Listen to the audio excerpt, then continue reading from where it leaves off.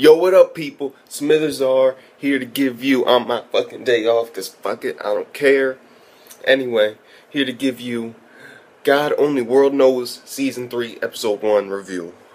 Oh my god. I've been waiting for this. Now, I've seen most of the first season, and the second season I can't really remember how much I've seen of it. But the third season I'm gonna watch fully. And basically, the title of this video is going to be called BackTracking. Yeah, BackTracking. Because what we learn is that not only did in the beginning it was a nice little flashback scene of a lot of the girls that he's conquered. Don't like to say conquered, because it seems like a weird thing to say. So I'm just going to say a lot of the girls that he has dated in the past. Quotations. Dated. Okay? You should know what dated means. Okay? And so, we see that, and that was nice. A little refresher. I was like, I remember that girl. Who was this one? I remember that one too. And then, basically, after all that was done with, he's playing his games, and one of them overheats. Oh, God. So he's playing one of his games, and it starts to overheat. And while it's overheating, it's basically like the start of the new thing. It overheats, so he saves all his, he shuts it off, then he starts saving all his games, and then it's time for him to go back out to work and capture loose souls. That's what we think. But nope, apparently, this is like a quick plot. It's going to be somewhat short review. I'm not going to go by it step by step. With this one, I'm just going to give you the plot of it. And so now, after he's conquered all these girls, he now has to go back and reconquer these girls to figure out if they have goddesses inside them. And possibly, I'm saying possibly, ancient demons. Because ancient demons and goddesses, it's basically, this is what they said, there are goddesses. One of them is in Tannery. Yeah, one of them's in Tannery. And we also find out that one of them is in Canaan. I know I probably butchered the name, but Canaan, the idol. And what we find out is that the girls who have the goddesses in them, they don't forget. They don't forget the love that they shared. And so they remember him. And so that's going to lead to some very interesting things in the future. And there are, I believe, 3 goddesses, and who knows how many ancient demons. Because I don't know if they didn't confirm that ancient demons could also be in the bodies. But I'm assuming since the 3 goddesses sacrificed their lives to seal the ancient demons, then if the goddesses are going to come back, I believe the ancient demons should come back too. Wouldn't that make sense? It's like, we sacrificed our lives to hold the seal, and when I came, and she even said this, I believe the little sister of Canaan's one, who is Tanrami's one, her goddess, and she's smart compared to Canaan's goddess.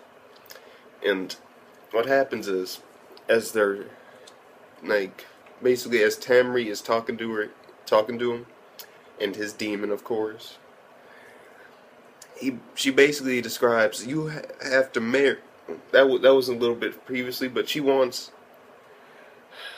him to marry Tanri so that the love that she experiences will be enough to boost her power, so she'll be at full power, and then she'll be able to leave Tanri's body. And so the same thing can be said for Canaan, because you need a lot of love power in order. Can't believe I said that. Love power. Anyway, you need a lot of love power in order for the goddess to get her power back. And then Tanri explains that, okay, so she basically breaks it down. There are 3 areas. There's hell, there's earth, and then there's heaven. Earth holds the souls. Yeah, earth holds the souls. When people die on earth, their souls go to hell, where they are purified and then go to heaven. No, I believe that where they're purified, and then they said that they didn't exactly say that they went to heaven after that.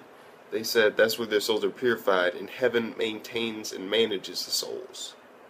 So it goes from earth to hell to heaven. That's what I believe. That's like a mixed concept from what religious groups believe, which is like you're on earth, and if you die, you either go to heaven if you're good, hell if you're bad. But this is like you're going to earth, and then no matter what, you're getting your soul purified in hell, and then heaven will manage the souls. I'm thinking that yeah, they're gonna be in heaven after they get purified in hell. Maybe if they're beaten bad, they might get purified in hell. But they didn't really explain that to enough extent for me to be able to say that when you die, you go to heaven. Like you can go directly there. I believe they didn't even say that they went to heaven at all, technically speaking, in this episode. All they said was that heaven manages the souls. But they said that souls go from earth and they get purified in hell. And heaven manages them. So it's iffy on if you die on earth and you're good, if you just go directly to heaven or not. It's iffy. And after that, she also explains about the ancient demons wanted to overthrow heaven's power.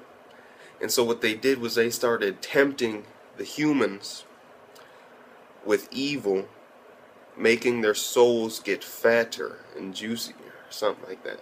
Basically, making them more evil so that they go to hell. It doesn't say that they go to heaven otherwise. It's confusing to me right now. Drop a comment down below if you got it more than I did. Because with me, I'm not taking it from anything I know or that is believed in religious belief. I'm taking it from what they gave us. And what they gave us was they're fattening up the souls by making them do evil. Maybe that means that they stay longer in hell. Maybe that means they don't go to heaven at all. I don't know. Maybe they stay in hell for like a month or a year or something, and then they go to heaven. I don't know. It's just a confusing concept when you look at it. Anyway, and basically they described ancient demons. They did that, and they wanted to overthrow heaven. And so these three goddesses, who one we haven't been introduced to yet, used all their power to seal, not kill, but to seal the ancient demons. And what I'm thinking is, and yeah, the goddesses, if their seal breaks, because they're alive now, but they're out of power, that means that technically speaking, their seal had no weight left. And I'm thinking that maybe the demons came back too. Maybe they're in people's bodies too, because if they weren't, then how could they really extend it on? Unless it's just each episode is him looking for a new goddess, for the last goddess. And that would be kind of boring in my eyes, if he just goes from girl to girl to girl to girl, looking for the very last goddess. It would be interesting if he had to find the goddess, but then he had to also basically exorcise ancient demons from these motherfuckers. Yeah, that would be cool, but we'll see what happens with it. And then, yeah, this review started off pretty slow, but I'm picking up my pace. I had to shake off that day off feeling. Okay. And then, oh my god, we find out that Kanan remembers everything. She remembers him, which is bad for him, because, you know, that's not his style, you know, because if they forget about it, and he just remembers it, but I'm trying to figure out this dude's character still. I think I need to rewatch season 1 and season 2 so I can get a better grasp on his character, because I'm trying to figure out if he just did it because he actually fell in love with them, or if he just did it to move on to the next one. Because, I mean, he got a good incentive to do it, otherwise his head would blow the fuck up. Done. On some dog, on like some dog chain from hell. No, what do they call it?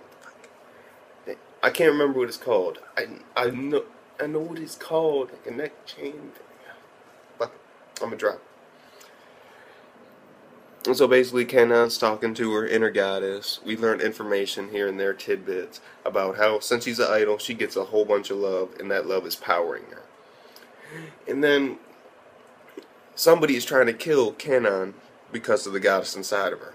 And we see the scene where he throws like a kunai, and it just hits, and it's still spinning, and it just starts cracking, and it was a good scene.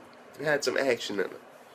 And then basically she's terrified now, and she needs help, and she asked the goddess previously if she could involve him, and the goddess said nope. Oh my god. But she thinks that somebody's trying to kill her, and she's really scared. She goes to school to take the finals the next day, and that's when it happens. She sees him in the corner of her eye. She's terrified, and she can only turn to this dude. We find out that she remembered everything, and this guy finally realizes that she remembered everything. And she's making a very big scene in class. Everybody's like, what? You know what I mean. Everybody's like, what? Sorry, I'm kind of doing something in the background because I want to make sure I remember this dude's name. Because I'm trying to remember his name through the entire review, and I couldn't do it, so I'm about to look that shit up really quick. And so basically, Kenema, he's doing what he's doing. He realizes that this girl finally actually knows that they had a connection together. Not only that, but then he later finds out that since she remembers, she has the goddess in her. And that goddess, since Tanri's goddess told her that her sister's also there, he knows he found another one. And basically, she says, I love you, and she hugs him, like, in front of everybody, after they go out into, like, the hallway. Everybody's looking. Everybody's like, oh my god, Kanon's in love with that dweeb. I'm like, oh, shit. It was getting real. But then, oh my god, it happened. The goddess took over. And she said that she didn't want to involve normal humans in this.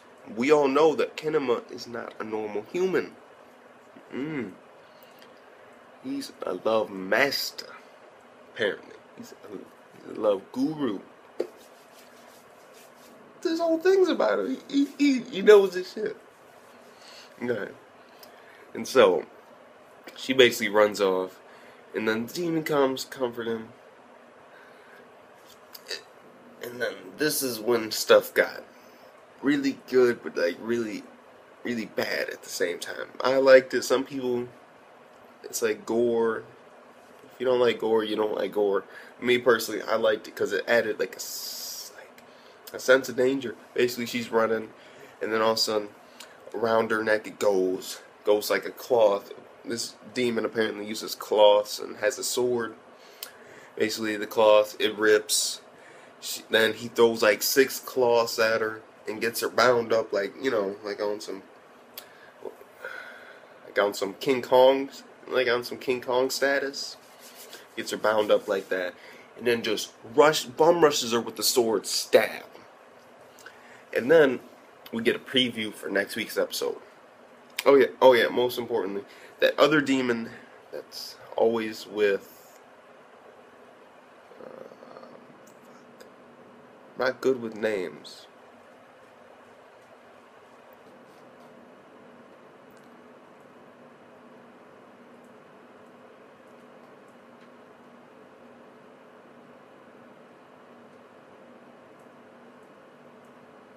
No, fuck that shit.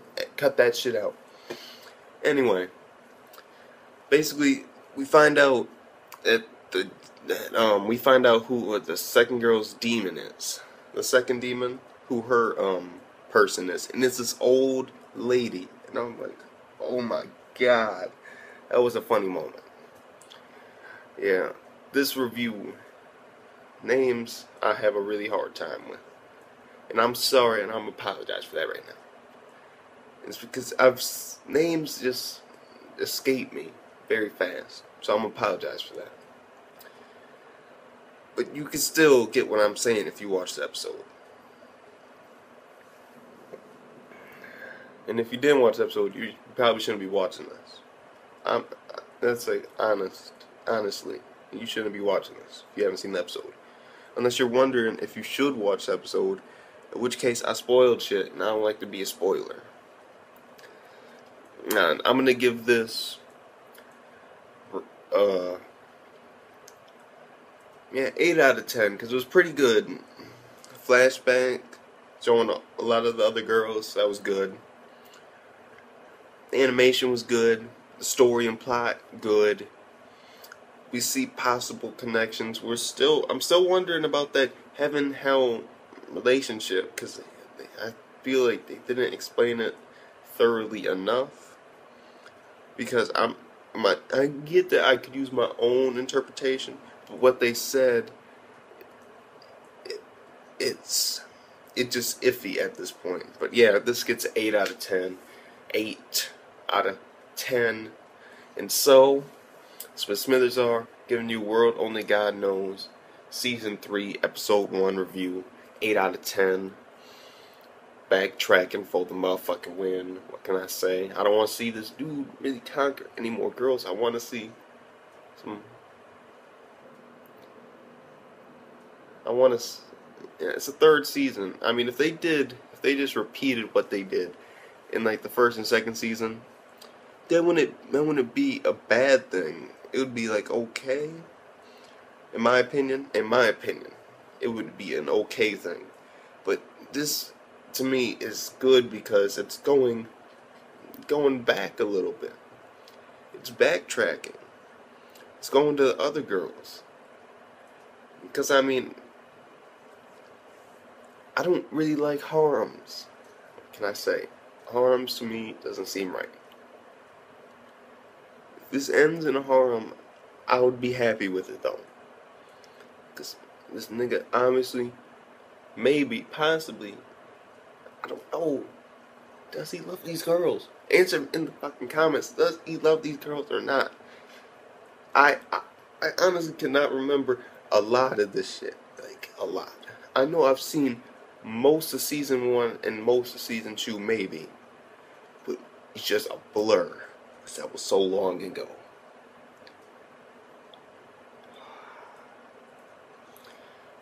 Probably gonna rewatch this shit. That way I can get a better interpretation of all this. But in the meantime, Smithers are. Peace.